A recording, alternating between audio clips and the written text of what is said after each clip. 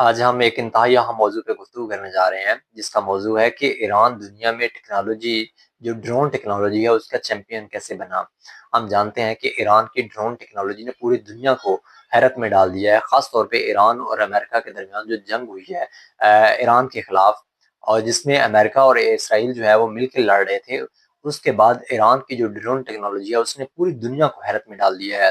ہم اس ویڈیو میں یہ جاننے کی کوشش کریں گے کہ ایران نے کس طرح سے اپنی ڈرون ٹیکنالوجی کو اس طرح سے استوار کیا کہ وہ پوری دنیا کی اور خاص طور پہ جدید دنیا کا مقابلہ کرنے کے لیے تیار ہو گئے۔ ہم ذرا تاریخی پس منظر جاننے کی کوشش کرتے ہیں کہ جب 1979 میں انقلاب آیا تو اس سے پہلے جو بادشاہ کی آرمی تھی، شاہ ایران کی آرمی تھی، وہ دنیا کی جدید ترین آرمی تھی، کیونکہ اس کے پاس دنیا کے اس وقت کے جدید ترین لڑاکا طیارے F-14 موجود تھے۔ اب F-14 جو ہیں وہ امریکن کمپنی سے لیے گئے تھے، اور امریکن ہی اس کو ٹیکنیشینز فراہم کرتے تھے اور اس کو آپریٹ کرنے کی صلاحیت رکھتے تھے۔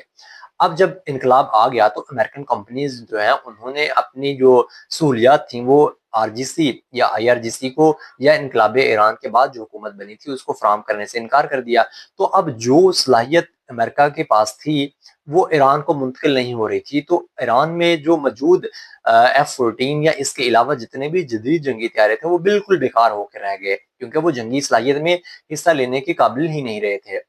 اب اس کے بعد ایک بڑا اہم واقعہ ہوتا ہے کہ 1980 میں عراق جو ہے وہ ایران کے اوپر حملہ کر دیتا ہے۔ جب عراق حملہ کرتا ہے تو عراق کے پاس تو دنیا کی جدید ترین ٹیکنالوجی موجود تھی، لیکن ایران کے پاس کچھ بھی نہیں تھا۔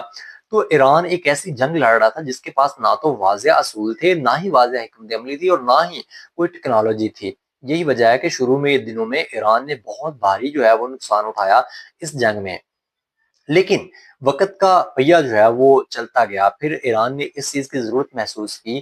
کیونکہ ایران کے اوپر 1979 کے بعد دنیا نے پابندیاں لگا دی تھی، تو دنیا کی جتنی بھی جدید ٹیکنالوجیز تھیں وہ تو ایران منتقل نہیں ہو سکتی تھی۔ تو پھر ایران نے یہ فیصلہ کیا کہ ہم خود سے اپنی ٹیکنالوجی بنائیں گے اور خود انحصاری کے ساتھ دنیا کا مقابلہ کریں گے۔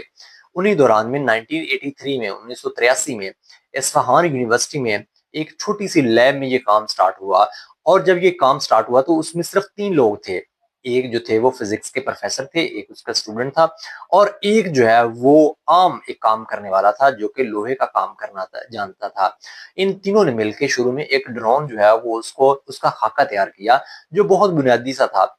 اب جب یہ جو اسکیچ تھا اور یہ جو آئیڈیا تھا وہ IRGC کے کمانڈرز کے ساتھ شیئر کیا گیا، تو انہوں نے اس کا مذاق اڑایا کہ یہ کیسے ممکن ہے کہ ہم اتنے چھوٹے سے اور عام سے ڈرون، جس کے پر بھی جو ہے وہ ہاتھ سے تیار کیے گئے ہیں، اس کا مقابلہ جو ہے وہ دنیا کی جدید ترین ٹیکنالوجی سے کریں گے۔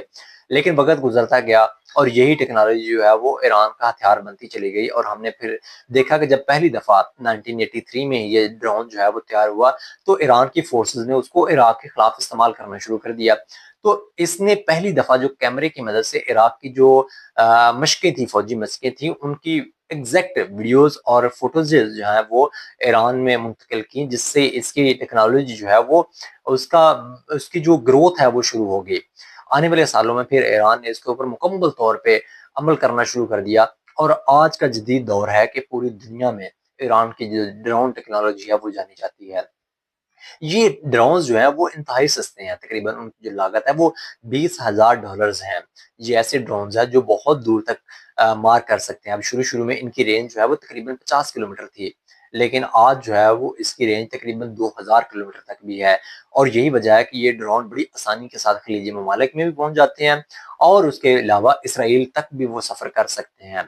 اب یہاں پہ جو اہم چیز ہے وہ یہ ہے کہ جب دنیا نے تمام پابندیاں لگائی ہوئی تھی ایران کے اوپر، تو ٹیکنالوجی کیسے وہاں تک منتقل ہوئی؟ تو اس کے لیے پھر انہوں نے دبئی اور سنگاپور جیسی انٹرنیشنل مارکیٹس کا سہارا لیا، اور وہاں سے پھر جو چپس وغیرہ تھیں ان کو امپورٹ کر کے ایران جو ہے وہ منتقل کیا گیا، اور یہاں سے پھر سٹارٹ ہوتی ہے ایک نئی کہانی، جو جدید ٹیکنالوجی جو ہے وہ ڈرون ٹیکنالوجی